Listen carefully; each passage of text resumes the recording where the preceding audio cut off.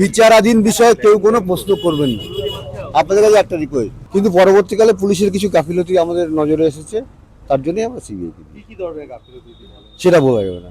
আপনারা মা বাবাকে এই ধরনের প্রশ্ন করছেন যে আমি আশ্চর্য হয়ে যাচ্ছি। আদালতে লেখা ছিল বলে আমি বললাম। না না না, সেটা ওনাদের ব্যাপার, সেটা ওনার কোথায় পেয়েছেন ওনারা জানেন। শুনুন, যেটা নিয়ে তো পুলিশ তদন্ত করছে এবং সিবিআই ব্যাপারটা দেখছে এবং মহিলা কমিশনের সাথে বন্ধ করে দিয়ে গেছে। নিশ্চয়ই কোনো কিছু চাওয়ার চেষ্টা হচ্ছিল। আমার মেয়েকে যে এখন তো মনে হচ্ছে ওখানে যে মার্ডার করেছে এর কোনো মানে একটু সন্দেহ প্রকাশ করছি আমরা। হ্যাঁ বলেছিল 11টা 15 মিনিটে যখন বলেছিল তখন বলে আমরা সেমিনার রুমে এসে খাওয়া দাওয়া করবো। আরজি করে যেতে আর ভালো লাগে না। ডিপার্টমেন্টের গাফিলতি যদি না থাকতো। হ্যাঁ বলেছি, বলে যে ওখানে যা করব আমি, যেটুকু আমার মানে এমডি করার জন্য যেটা শেখার সেটা আমার তো শেখাই হয়ে গেছে, এখন শুধু যাই কাজ করি চলে আসি। প্রথম দিকে করেননি, কিন্তু পরের দিকে অনেক চাপে পড়ে আশা করছি এসেই বলেছেন যে আসল দোষী ধরা পড়ে গেছে বললেই আমি বলেছি না, আমি ওকে আসল দোষী মনে করছি না দিদি।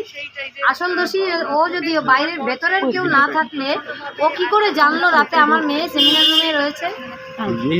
ম্যাডাম তখন মাথা নিচু করে বললেন, পুলিশকে বললেন যে এটা আমারও করতে।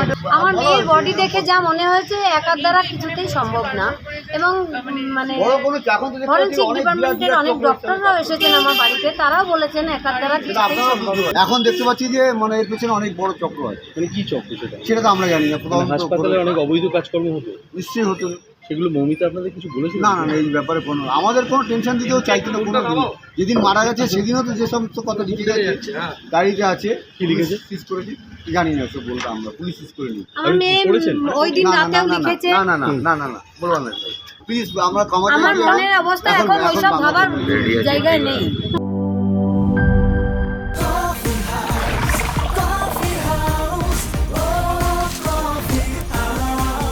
কফি হাউস, প্রতি চুমুকে আড্ডা জমে।